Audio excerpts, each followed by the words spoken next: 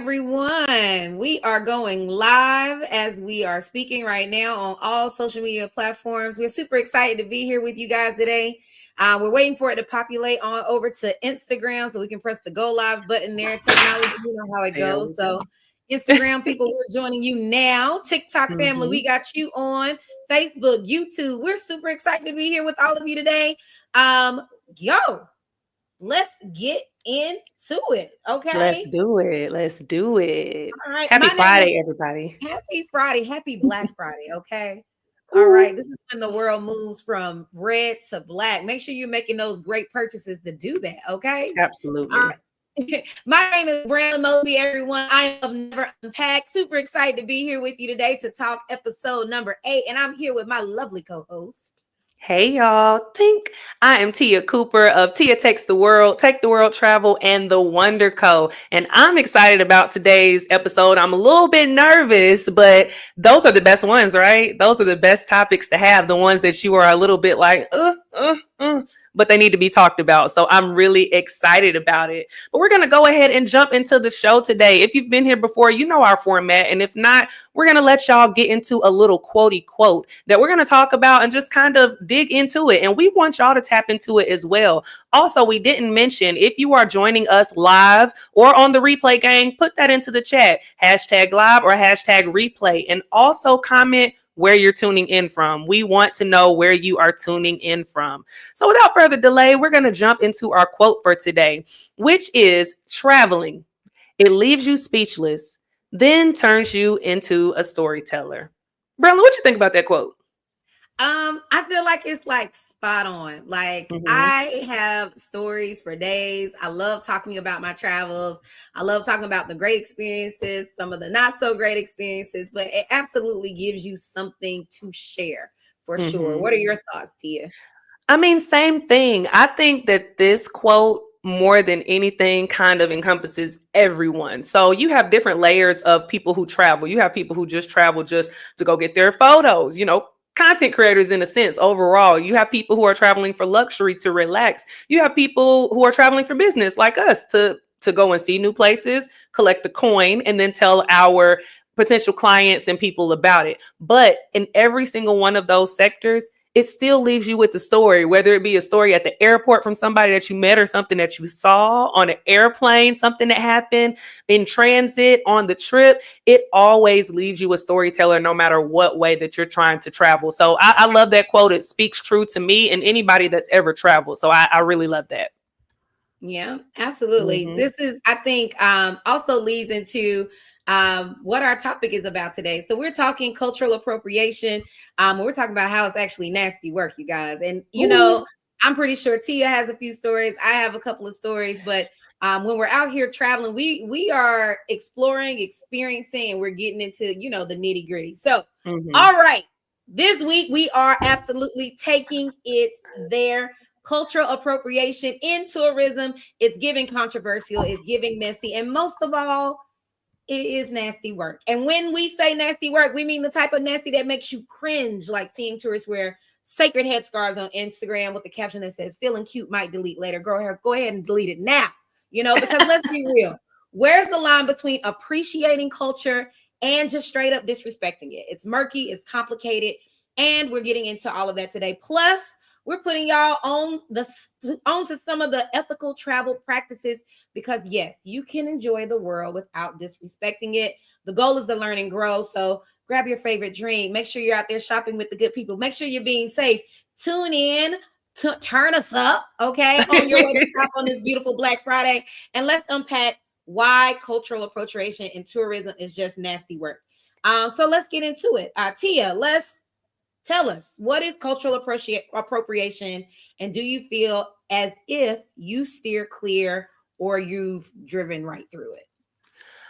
Okay, so cultural appropriation in the sense that we're talking about, well, just overall, is when someone takes pieces of another culture. It could be their traditions, their clothing, their hairstyles, or their practices without respecting or understanding the meaning behind it. It could be like as simple as borrowing something that's sacred. And I won't say it's simple, but it could be like borrowing something sacred and then treating it like it's a trend.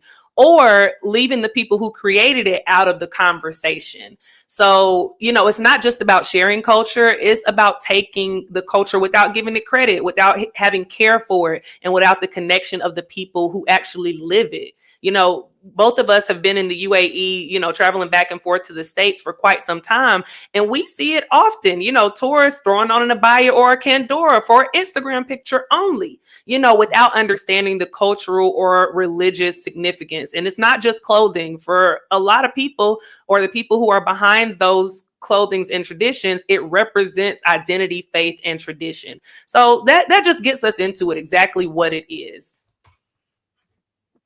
I love it. I love it. So what we want to talk about, or what we want to jump into, is what is the tea on appropriation? And I always find it interesting, especially coming from like an African American community, because we really get on the rest of the world for appropriating our culture. And then even when in the brainstorming or the thinking of this episode, I was just thinking like, we're some of the key people that go to other places, and we be messing around with folks stuff. Okay. Okay.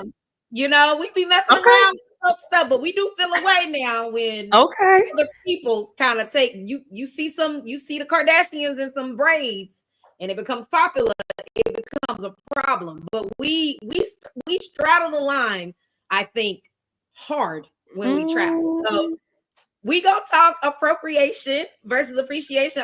Tia got a little different take on it than me. It's not that I necessarily have a completely different take, because definitely to the point of, we get upset when people appropriate us, because mainly, I like to think I'm pretty pro-Black. I love my people. I love my culture.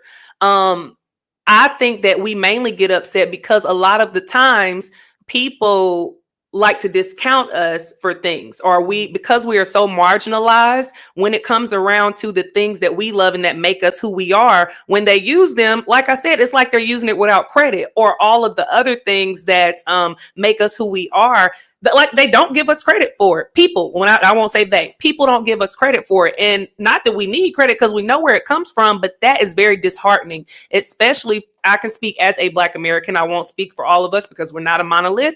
But what I will say is, for me, it's annoying to see it because, as a Black American, we don't necessarily we've had to come up with our own cultures. I don't know where my family came from specifically in Africa. I don't know my tribes and things like that. I've done a genealogy and I've tapped into those things, but because we've had to make our own traditions and cultures, Black Americans specifically, what you taking this and what are you doing with it? So it's a form of disrespect. So to your point, yes, we do get upset. We do be mad. I don't like that. Like you had on the screen before, did I do that? Yes, if you did that, then we're upset. But to that point, I don't think that it's a monolith. Also, when it says, we be teetering the line when we travel. Everybody does it. I ain't just gonna let you put that on us. I don't think we do it more than anybody else.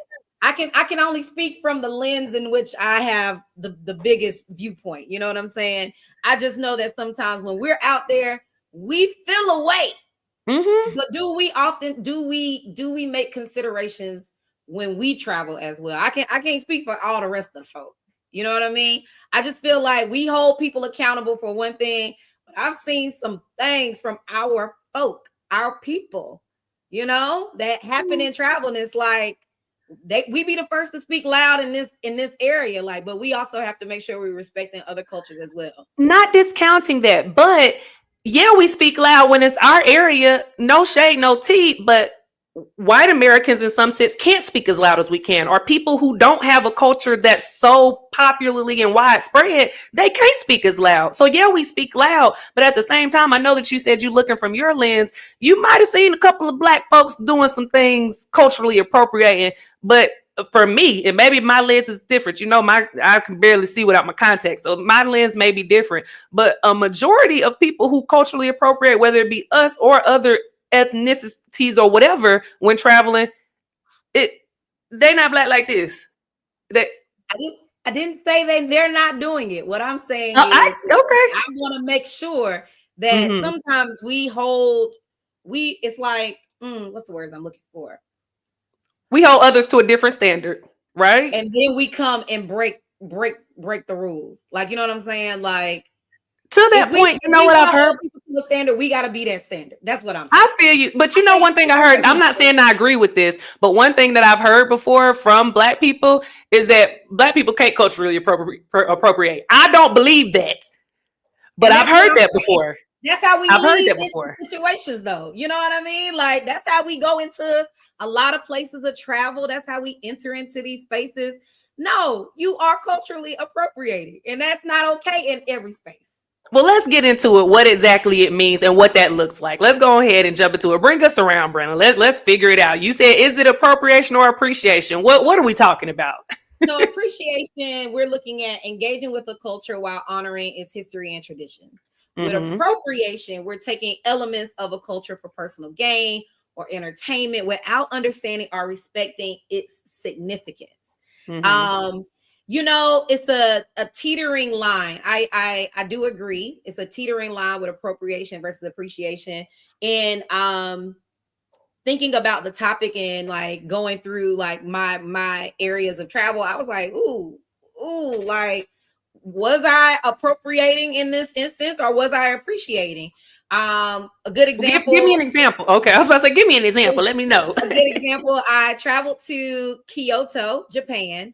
And in Kyoto, Japan, they have green tea ceremonies. This is exactly what Mm-hmm. it's called, green tea ceremonies. And I signed up for it because it was a cultural experience. Mm-hmm. And so we do this whole tea ceremony. They tell you you got to wipe the top of the tea different ways. You got to move your spoon a certain way. Now, in going into this, I didn't realize I was going to have to dress up in a kimono. They put me in a kimono. They actually did this whole thing where they did a kimono. They did my hair. I know y'all looking at me like they did your Black girl hair. They did, like, I had braids and we did like a little low bun. It was super cute. On Okay. my way to the ceremony, they dressed me in the garbs, the correct undergarments. They tied Mm-hmm. me in. On the way, they had fake backdrops of Tory gates. They took pictures in front of the gates with my phone, and then we moved into the ceremony. And at first, when I was thinking about it, I was like, man, maybe I was really appropriating here. In my mind, it's a tour set up by them. When I sat down and I thought about it a little bit more, I did feel like it was much more appreciation than Mm-hmm. appropriating in this Mm-hmm. particular space. But Okay. then I posted the pictures on Instagram without any Context. real, yeah. And then that is where I felt like I led back to appropriating. I feel like it's a Mm-hmm. very interesting tennis match and going back and forth. For Do you have sure. a similar story, or what are your thoughts on that story? I mean, for that story in particular, like when I don't, I think that there can be a fine line in appropriating and appreciating. And I think that sometimes it comes from who it comes from. Like when you posted it, if I saw it, then I never would have thought, oh, this girl out here appropriating these people real bad. I would know, because I know you, that you probably went through learning about it and things like that. Now everybody doesn't know that, so it could look like appropriating on one side, but I think intention matters, and sometimes their perception of other people doesn't. Like if you went through that ceremony, they taught you the things, they showed you how to put on the kimono correctly. I think that that's an appreciation type thing. Now, if you went there and you were like, I want to do this tea ceremony, let me get this kimono, you put on a kimono, and they were like, well, let's show you how to do, wipe the top of the rim. And you were like, that's cool, I'm just trying to get these pictures. Absolutely appropriating. Like you are not trying to learn the traditions or anything like that. You gave me a dress when I went to Vietnam that was very with the style of things. And when you gave it to me, I was like, oh, this is cute. Okay, I can wear this to one of the dinners.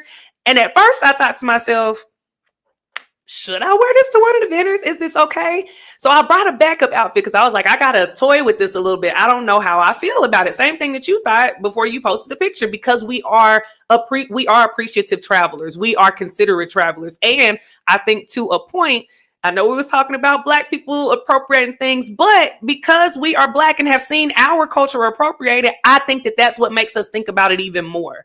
And Yeah. also, being in the UAE may give us a different perspective. But to the point of the experience that I had, I asked the people on the boat who were locals that were working. They were Vietnamese people. And I said, hey, I want to wear this dress. I know it's like a cultural type thing. I don't want to be disrespectful. Can you let me know if this is okay for me to wear? And they were like, yeah, you should wear it. That's really nice. And I asked them, like, what is the symbol behind it, to learn about it before I threw it on. It wasn't just like, yeah, I mean, don't get me wrong. I'm not going to play y'all for a fool. I knew it would be a fire photo. Okay. I look good in that dress. Thank you, Brendan. I knew it was going to look good, but I wanted to have some thought behind it. I wanted to make sure that I wasn't being disrespectful. And that's where I think that the line comes in, where you decide if it's appropriation versus appreciation. So yeah, that's my take. You led us right into the question. Is it ever okay to wear cultural attire for photos? And what if locals encourage it? Like, in this case, I think you are agreeing, like, it is okay to wear cultural attire for photos, but I also think it's like, it is the thought and the consideration of it all, right? Mm-hmm. So it's like, for example, when I thought of this question, or when I heard this question, and the thoughts that came, is that I go to destinations and I hire a photographer and I go and take pictures. I have actually never taken any professional photos in cultural attire on site in a destination. Is that always on purpose? I mean, I don't know. I kind of want to be my own look. So it's on purpose in the realm that I want to be an individual, but not necessarily in the full thought. I'm not trying to appropriate. Now, I have seen fellow friends wear cultural attire in their professional photos, and I was just like, it misses the mark for me. Because it's a professional photo? It's giving cosplay. And I do feel like if cultural attire, like, why are you wearing it? What's the difference? So if maybe they don't take good pictures, what's the difference in you throwing on your tripod, putting on that same outfit, and them getting a photographer? I guess I don't know where it misses the mark. I wouldn't wear cultural photos with a professional photographer on my tripod. Like how you were saying, like I wore the kimono for a green tea ceremony.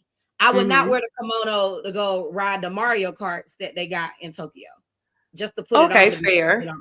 You see what I'm saying? Like I felt like it is a line. I feel like it's a line and we cross it. Like we, not just the black folk, we as travelers, like we be crossing that line. I don't know. How do you feel? You feel like I feel like the line, who drew the line? Who's drawing the line?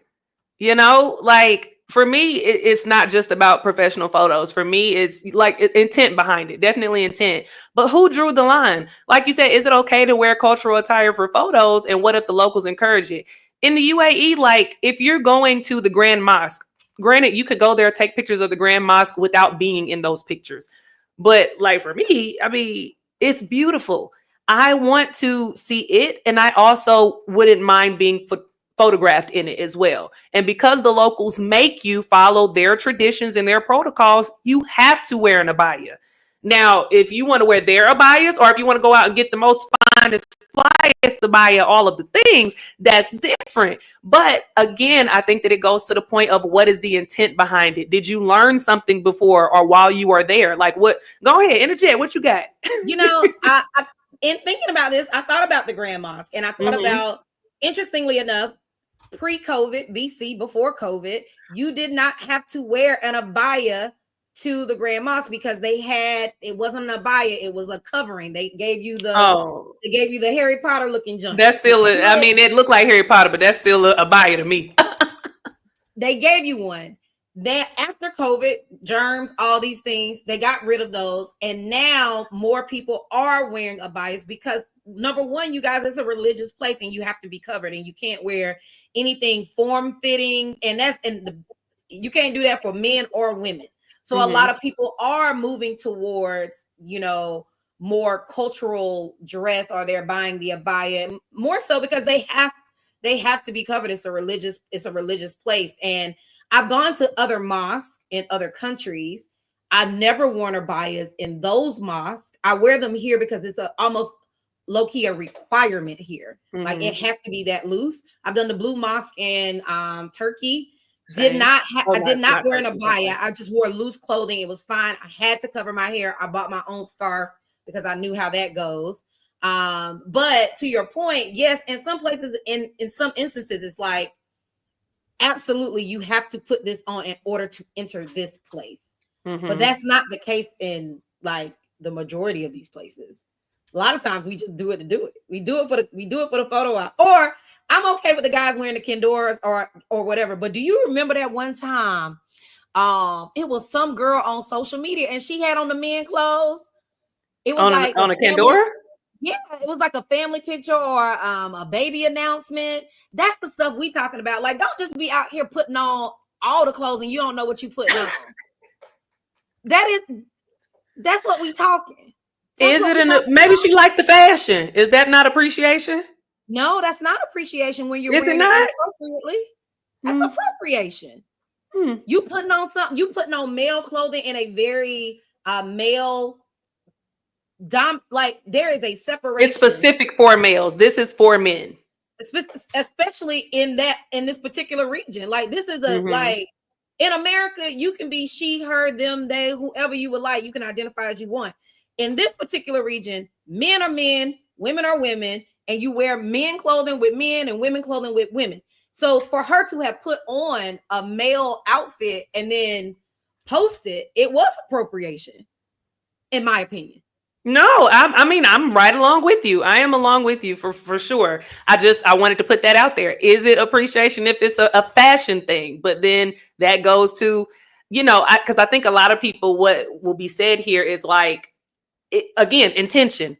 My intention is not to, if they're talking about like I love this for fashion, my intention is not to offend anybody. My intention is to celebrate because I like this fashion. And then it comes into this thing of I heard this saying as an adult, and I've heard it my whole life, but as an adult it started making a little bit more sense to me. And the saying is, the road to hell was paved with good intentions. Your intentions might be great, but that really don't matter at the end of the day if you're offending somebody, right or wrong. What do y'all think? Y'all tap in. Yeah. My coworker says this all the time, and I love it. Your intention may be one thing, but the impact is something different. And I think a lot of times we get caught up on the intention and we don't address the impact. Like this was not my intent to impact this way. But once I did, like once we know better, we got to do better, right? Got Like, to. like I think and the beautiful part about this episode, I do feel like is it's about this idea of growing and learning. So once you get the information, what you gonna do with it? How you gonna act different? Absolutely. How you gonna move better? And then Absolutely. speaking of moving, we're gonna move on to the next part, the next discussion point, and that is the role of local tourism and their governments. And this is low-key kind of come up and just gently in the conversations that we've already had.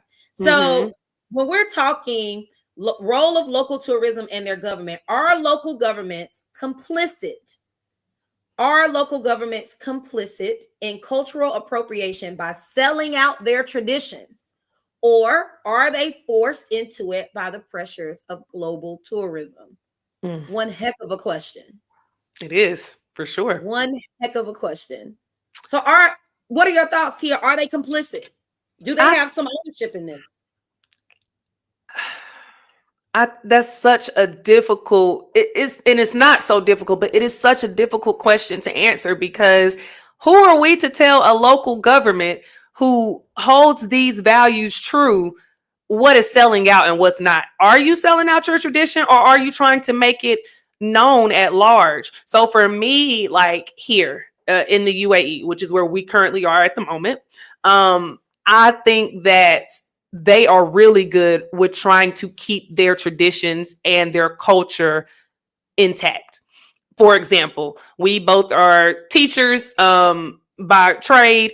We've been in schools here where we see the local traditions really like they pump it up, like they really try to celebrate their culture, their religion, all of the things. So in schools, depending on the schools that you're in, the students are allowed, local students are allowed to wear their cultural garb. So kanduras, abayas, the girls can wear them, the guys can wear them, whatever. Now, I've worked in some sectors of schools where the administration has come in and said, okay, everybody must be in uniform, and this is the uniform that you must wear. It might be a blue cover up with a white shirt up under, whatever. It was a specific thing. It was not the cultural garb. Now, then it came in that the locals was like, we want to go to your school, but we also want to continue wearing what it is that means something to us, because this means something to us. So, at one of the schools I was at, they kind of like tried to work through it and were like, okay, we'll give y'all Fridays. Y'all can wear your cultural garb on Fridays.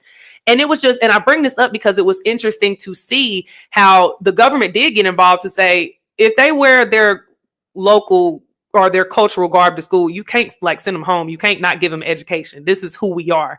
And I loved seeing that, because I'm like, stand up for who you are. Like, stand up for your stuff. Like, don't let anybody come in here, because to this point, the people who were saying y'all can't wear y'all's traditional garb they were not from here. They're not local. They're not Muslim. They're not any of those things. But they stood up and wanted to impart those things. So I say that to say this, that I think, especially here, I don't know about other governments, but here, the governments, yeah, they're doing what they need to do to survive it to some extent. But I think some governments don't care like about surviving. They care about their cultural surviving. So to that point, I think it just depends on which way they're doing it. If, they are saying, like, if it was a Black community of people that was like, hey, we got a crip walker ceremony that y'all could come and learn how to do, it's $25.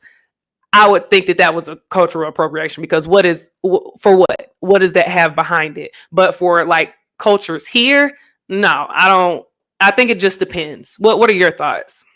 I think governments are absolutely 1000% complicit in what's happening in the appropriation of their cultures. I also feel like it's kind of like the chicken and the egg conversation, which came first. I think it's a nasty circle. I think they see what travelers like to see in other places and like to do in other places. And the tourism market is saying, well, they like to go dress up in kimonos in Japan, that they would love to dress up in this Lesotho blanket in this particular country, right? So I think the people see what is out there and they're saying we need to feed that market. Now, do I also agree that they're doing what they need to survive? Absolutely. Do I think that it would harm their travel tourism more if they didn't do it, or if they protected their cultures just a little bit more? I would say no, but I also understand the impact that it could have. I I don't think definitely people think it are, would impact them. yeah, I don't think people are going to stop traveling to your country, because I don't think necessarily that the people that I talk to are not going.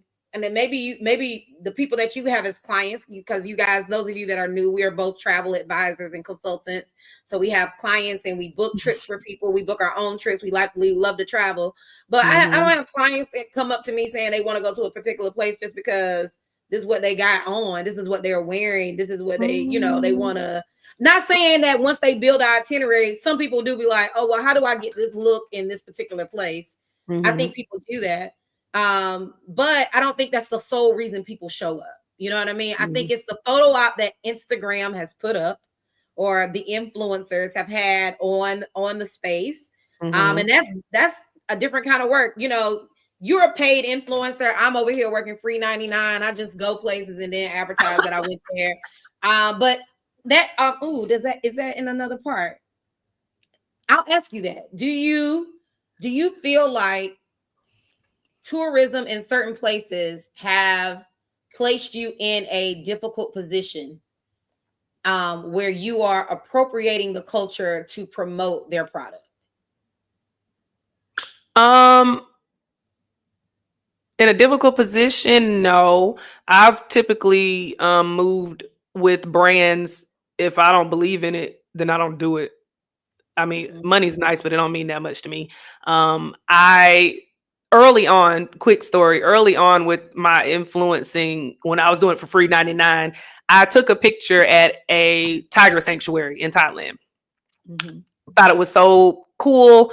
Oh my gosh, tigers. Ooh, picture laying on it. This is so cool. Posted that picture on Instagram. They ate me up. Oh, they drug those things. They do this, they do that. And I'm just like, wait, what? And I thought about it and I'm like, okay, all right. Started thinking about all of the things that surrounded it. And from that point, I started very consciously thinking about how I traveled, what I did, what I was promoting. And that's not something that I wanted to do. So, like you said before, when you learn better, do you do better? I've done what I feel is better, and that's not something I do. So, to that point, I then continued to move along with how I work, the brand deals that I take on, the collaborations that I do. If it doesn't feel good to me, if it's not true to me, then I don't do it.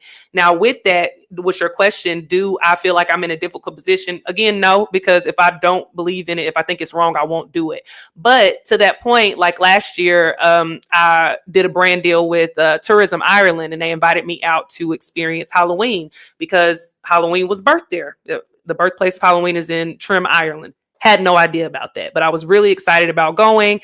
They did, they asked us to dress up in different things. When we went to, it was a castle there. They had it's costumes that they put on that make you feel castle-y, very Bridgerton like.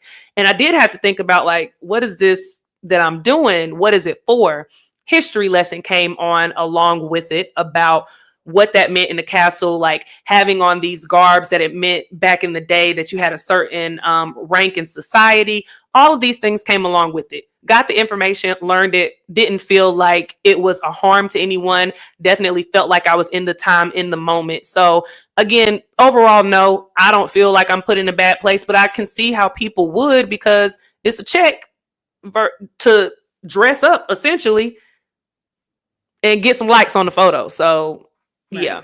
Throwing a question in there because I know you said you went to Ireland for the Halloween. Do you feel like in the world of cultural appropriation, Halloween is like the exemption? Like you can dress.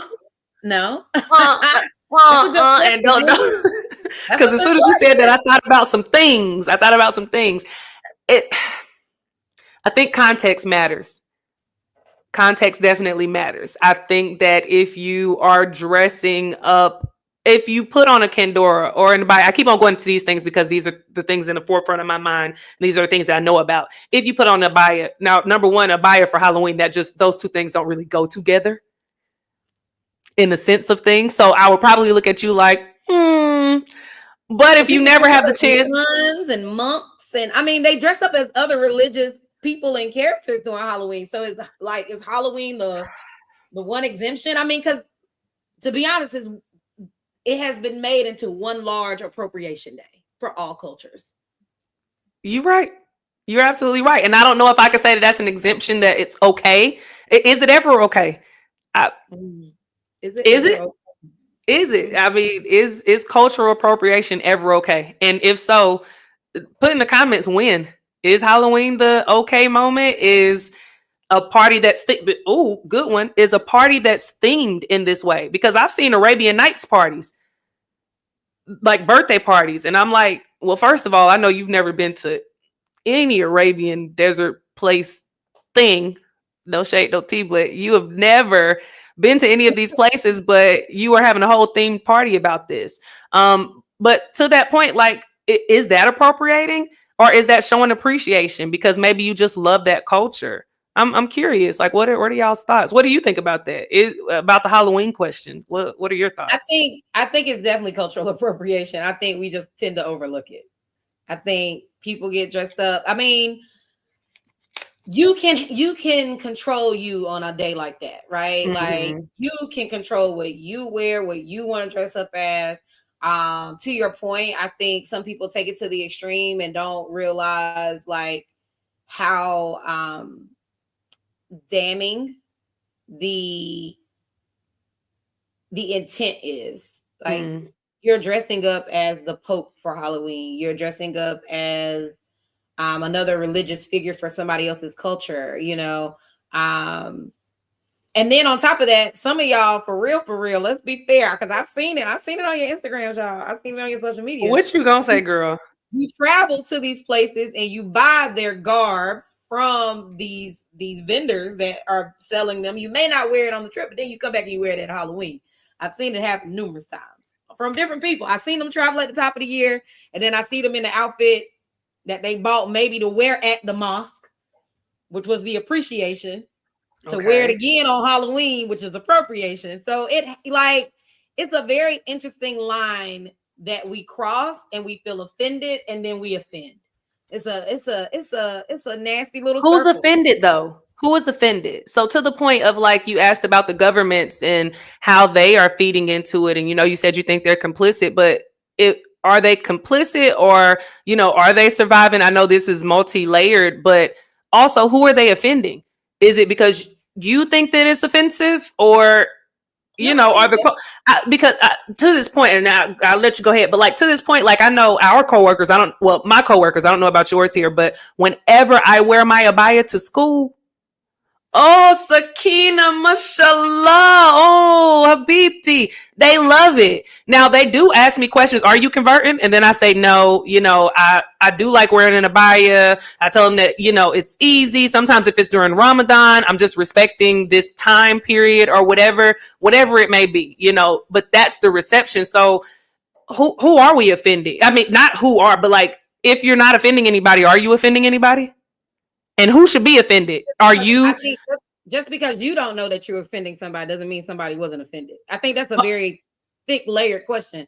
So it's like, I don't know who I offended. That doesn't mean that locals, and in some cases, there are places that I do feel locals are offended, but what is their voice in that situation when the tourism board and the local governments are promoting all of these things? Case in point, I went to Bali this year.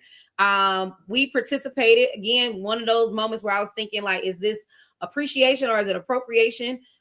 We went to, I can't even think of the name of the actual temple, but it was a temple. And you go and there are spouts of water that you pray at.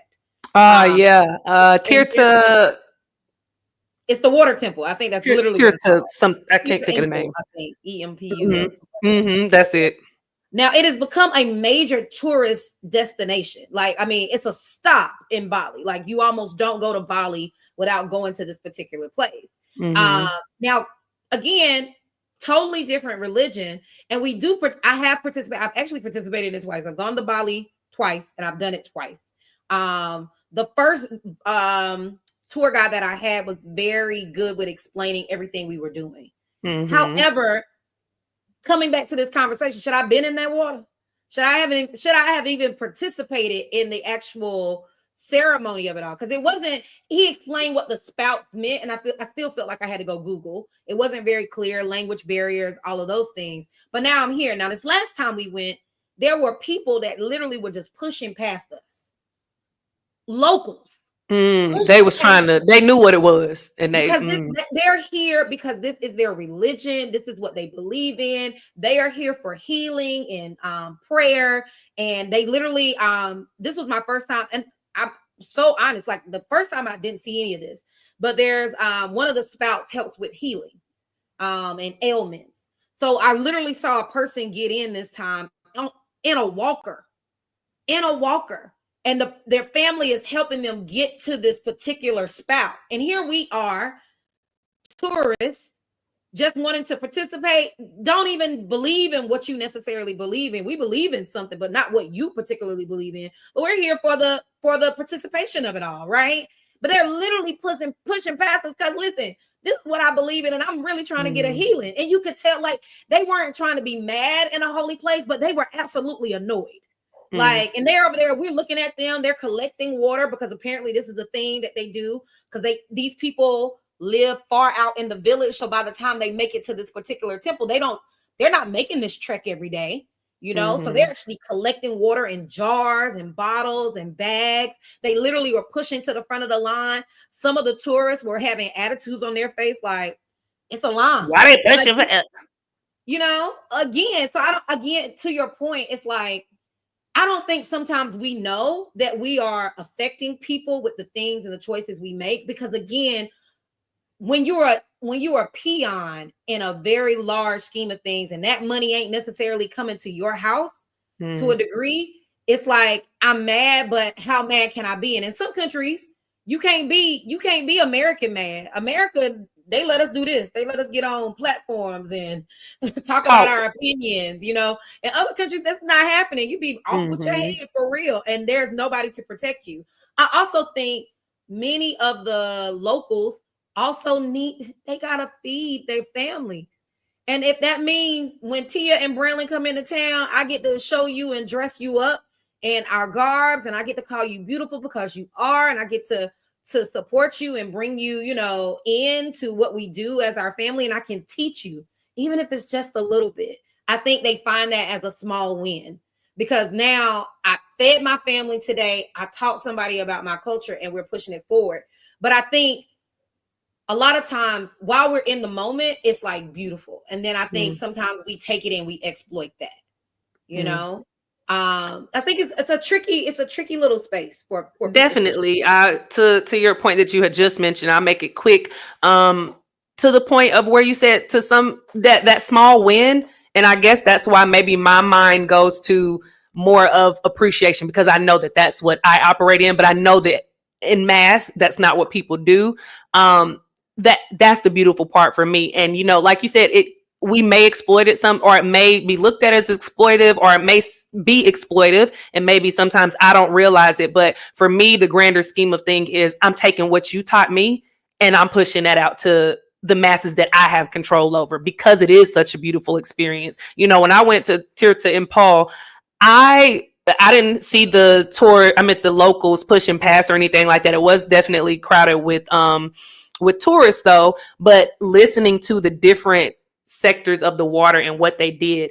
Granted, I'm not of that religion, but I definitely believe in something, and I believe that my belief can go through anything, or it can go everywhere with me. So, and I also don't believe that what I think is just the end all be all. Now, Jesus, my Lord and Savior, love you, Lord. That is it. But I do believe that if you believe that this water has a healing power, that could be my Lord working through this. If you've seen it do something for you, as the song is, I seen them do it. Let me grab some of this water. Let me see what it can do for me also. So to that point, I definitely agree with you on some of those things. And if anything ever hurts anybody, I know that's never our aim. And I hope that's not most people's aims. And I hope that from this conversation, a lot of you start thinking a little bit more as you do travel. What are you doing? Are you hurting other people or are you helping people? I think that part of the conversation it can go a long way as well. Yes, and even to add to that, um in this harming and hurting vein, you can travel with tourism companies that take into consideration local populations. They hire local, they use local Mm-hmm. tour guides. They are local friendly. They're not, in some cases, some of these locations are farming off people. Mm-hmm. Um, one of the things I wanted to share was I went to Thailand and I went to the Karen long necks. They are the women that wear the gold necklaces and their necks are really, really long and they put these on. Now, my first time, again, beginning traveler, I didn't even realize that these were zoos, like human zoos. Like they're not necessarily being fully compensated, but people go and they take these pictures and they go there to see them because you read about them in a social studies book. I remember I was so excited because I read about them in a social studies book, literally in high Mm-hmm. school. I was like, oh my gosh, we talked about these I, women in you're in a book. class when I was in Lumberton, North Carolina. Like, oh my gosh. And look at me, a little old Lumbertonian out here in front of a real Karen Longneck. How amazing. Mm-hmm. Not thinking about like, um, what are they getting paid? How are they living? They're in these places, all of this money coming in, but their village don't look like this money coming in. So it's a business plug. Be responsible about the tours and tourism guides that you're using or tourist Mm-hmm. hubs that you're using, because some of them are actually they are very local area conscious and they Mm-hmm. support the businesses in those areas. Some of them are farming out folks. Just be mindful of that. But yeah, you want to move on to this was just a little heavy, little heavy. on us. We can Yeah. move to the next part because we Mm-hmm. last discussion point is about lines you don't cross. Mm-hmm. Is it ever okay to engage with sacred traditions if locals invite you, or should they remain off limits? What is your take on that? I mean, my take is, especially if a local invites me, then I think it's fine. I'm learning from the who else to do it with them besides them with the local. Someone who knows about it, who someone who can get from the horse's mouth, essentially. Why not? Like, uh, yeah, I think it's okay. What I about agree. you? I Okay. agree. In different places, I've been invited to local dinners. I've participated in local customs. Now, I might not participate directly in the main part of the ceremony itself, depending on Hmm. whatever it is, right? But I would love to be in the space and be taught. I think part of your definition of what we were talking about is making sure we're doing things with understanding and not Hmm. exploiting it in any way. And we're honoring the history. We're honoring its traditions. I do think it's important not to necessarily take their traditions and I'm gonna make this my own kind of tradition, like Yeah. but to participate with them and to even be invited, I think is Hmm. really cool. I think one of our actual friends, his name is Terry. He went to Fiji, and they actually allowed him to participate in some cultural customs that he was able to document and share. And I thought that was really cool. But it was very much it felt invitation Yeah. only. It didn't feel like Hmm. you just popped up and yeah, we just gonna show you what we do. It's Yeah. not like No, you need it. This is invite only, baby. you all right. Come check this out. It's like exclusivity. It's being exclusive. Like you come see Hmm. what's behind the curtain in the back room. Okay. Yeah, But that's absolutely. pretty cool. So you guys, we got a little bit of a game we want to play. It's called Hot Takes. Okay, Hot Okay. Take. So for Hot Takes, in this game, we're going to mention a few travel statements, and Tia is either going to agree, or she's going to disagree with the statements. All right. So she's going to Okay. agree or she's going to disagree with the statements. Her disagree, she's going to call it nasty work. And those of you joining in with us today and on the replay, play along with us. In the comments, you can write whether you agree or disagree with the statement. So if she agrees with it, she's going to say respect. If she disagrees with it, she's going to say nasty work. Okay. All right. So the first one is sacred sites should only be accessible to people of that culture. Respect. Respect. I'm with it. Respect. Respect. You said that so Yeah. gently and so soft. Respect. Sacred I sites mean, should. because it's more nuanced than that. But I feel like the people know my feelings on that. If invited, then okay. But respect. If that's the thought and what they're saying, people are saying, I respect it. You know what came to mind for this one, Tia, is when that girl climbed that Mayan ruin in Mexico. I don't know if you remember that story from a while Yeah, I ago. do, but that not This is nasty what I work. thought of. That's nasty. Nasty, Nasty work. nasty work. Mm-mm. All right. Travel influencers do more harm than good when it comes to cultural respect. Respect. I think Okay. at So you large, respect. I mean, as a travel influencer, I can speak for myself that, no, I don't. But and now, am I saying respect to this statement that I'm saying I agree with this, like you right? agree with the statement, Yeah, I yes. agree with this statement. At mass, travel influencers do more harm than good. I think it should be more about educating than about a photo op. So respect, Okay. unfortunately. Unfortunately. If it's sold in a souvenir shop, it's fine to wear and use. Respect. I mean, oh no, nasty respect. I don't know who is selling it. Nasty respect. Who's selling it? Are local selling it? Uh, Ooh. Does it matter who's selling it, even if it's yes, local? Okay, so yes. here's I went to Bali and I like to bring back little trinkets, little things that go on my little bookshelf or whatever. Hmm. I really wanted a little Buddhist head, but I wanted to be neon. I'm not Buddhist. I'm not a Buddhist. I wanted But you that though. respect. But it was You sold respect in a the culture. souvenir shop by a local. All But I'm right. not Buddhist. Isn't that you don't think that's appropriation? That's a I little mean, I nasty think you work. like it. What reason do you like it for? Just because it looked cute? I mean, Tough call. very That's a tough tough, call. tough. Very tough She call. said I don't know. nasty And respect. because to your point with this one, and you said that you don't think that I think it was a couple of points back that you don't think that we should take things and then make them our own. Like the Muslims, they have it looks like a necklace. You wouldn't necessarily wear it as a necklace, but they use it to count their prayers throughout the day. It has beads around it. They use it to count their Mm. prayers.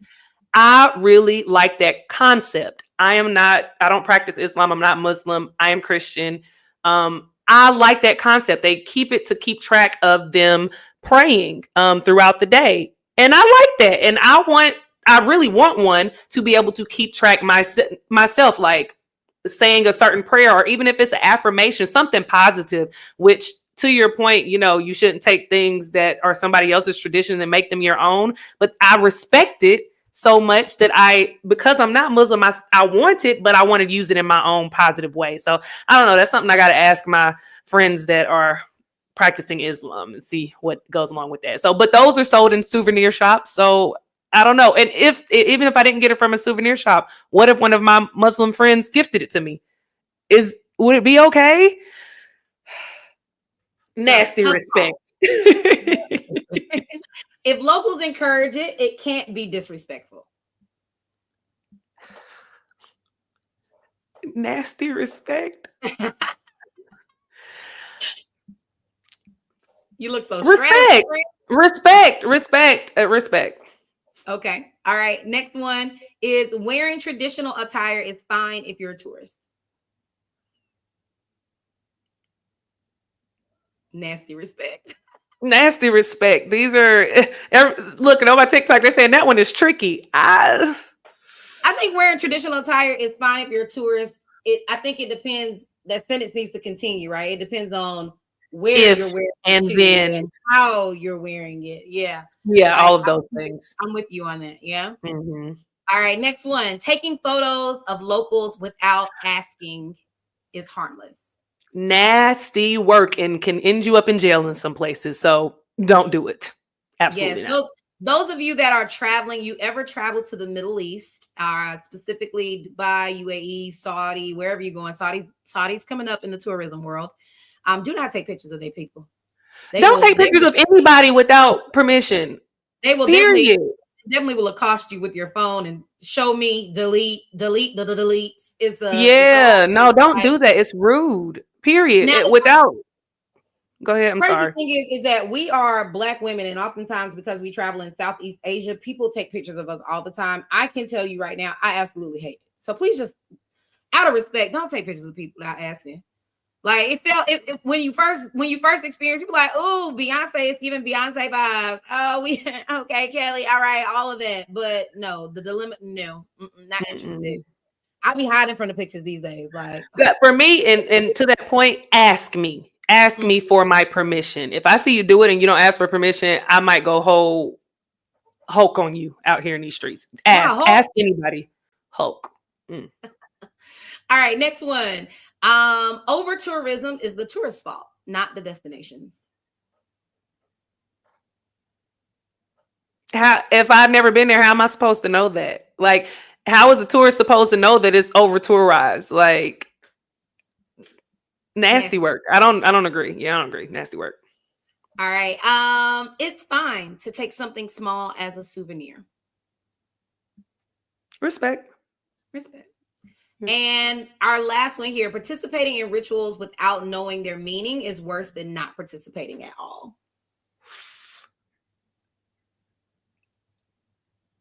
Nasty respect. And only because without context, yes, definitely it can be nasty work. But if like you are, let's say here again, say that you're in Abu Dhabi and that there's something going on. They, like in school, they recite the Quran every morning. That is what they do at school. They recite the Quran and they're standing up doing it. And because you don't know what's going on, granted, you can't say it, but if you don't stand up, that's disrespectful. Like even if you don't know what it is, but I think that there's a fine line. There is a fine line. If it goes against what you believe in and what you got going on, You gonna have to pray about that, but that's nasty respect for me. What you Nasty. think?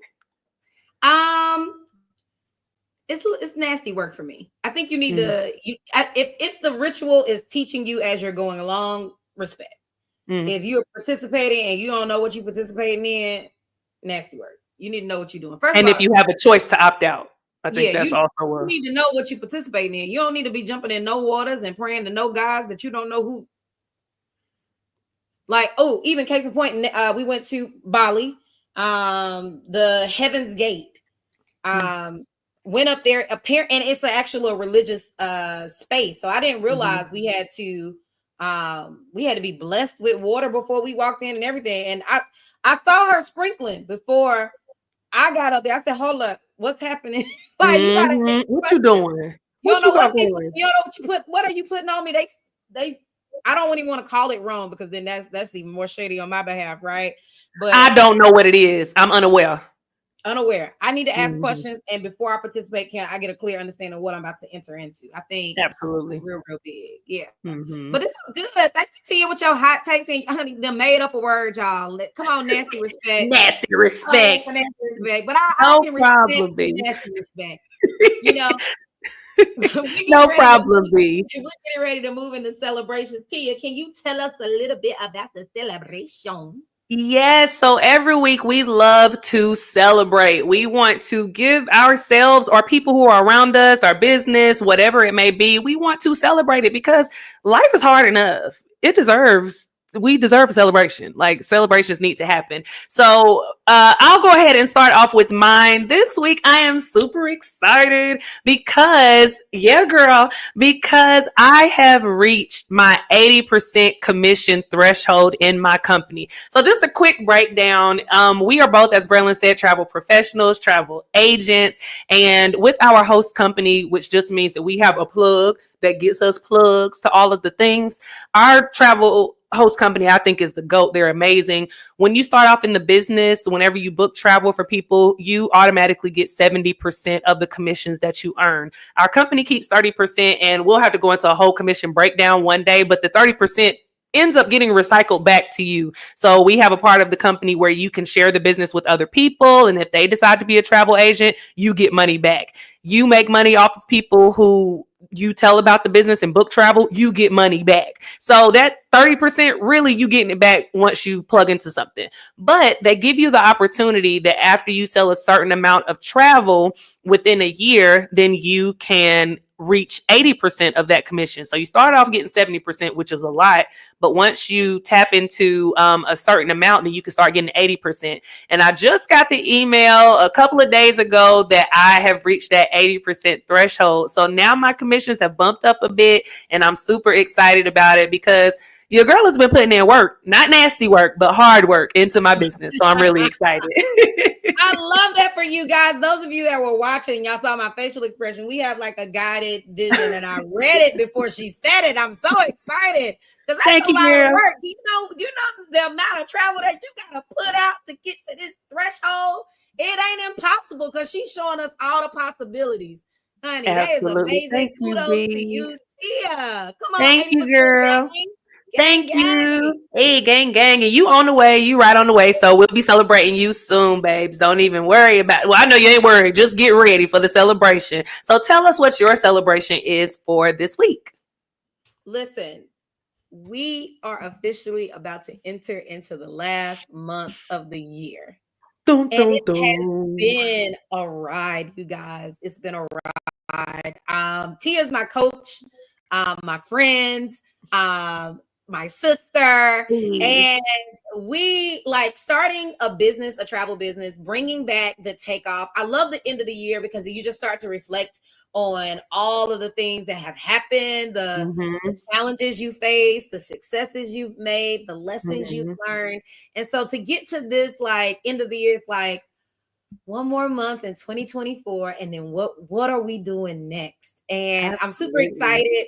I have a few days off at the top of next week, and a lot of it I want to do with like just strategic planning for my Okay. business and for myself. And I'm really excited about that because it's like I started something that has very small beginnings, which I respect.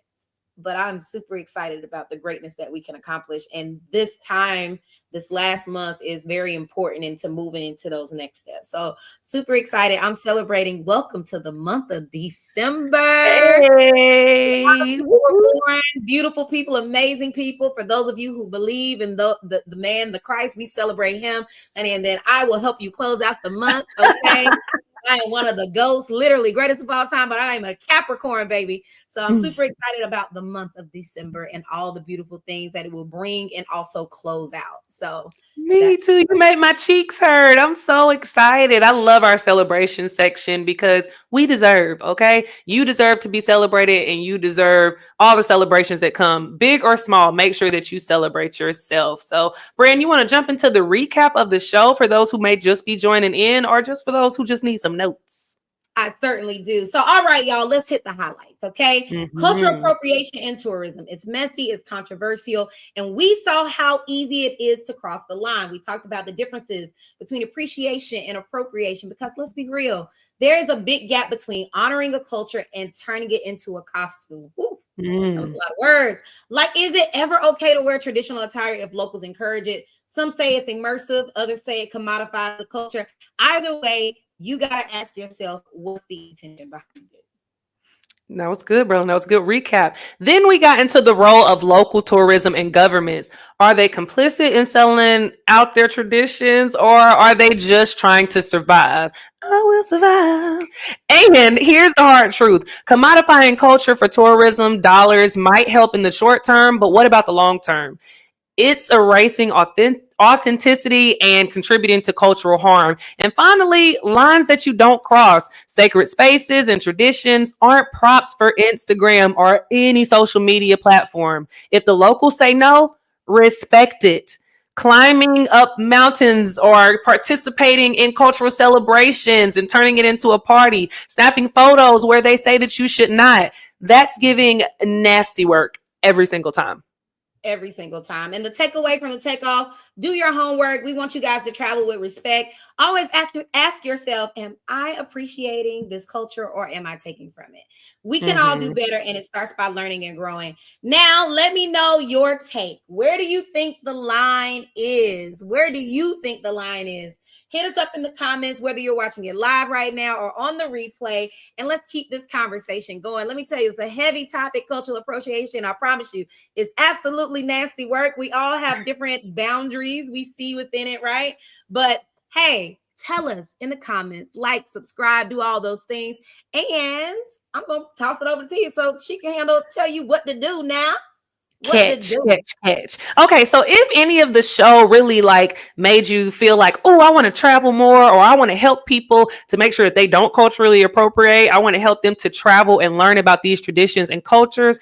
If you've ever thought about starting a travel business, as Braylon says, we are business partners in this game. We are celebrating milestones and getting ready to turn up for 2025. We're closing out 2024 really big in our businesses, and we would love to help you start and run a successful travel business. So if you've ever thought about starting a travel business, hit us up. We will be your personal coaches. And when I say personal coaches, I'm talking about we will hit you up on the Zoom. You can be added to our text chat groups, our Facebook exclusive groups. We send out emails. We send out tips to help you do better on social media, how to help you sell your travel packages. If you have absolutely no idea what you're doing, you don't need any experience to come into this business. You have experienced travel bosses that will help you along the way. So you can visit travelagentworkshop.com to get more information. Use the sponsor code Take the World or sponsor code Never Unpack to be locked in with either one of us. We would love to help you start this amazing business. So drop us a DM, comment, let us know any questions that you have,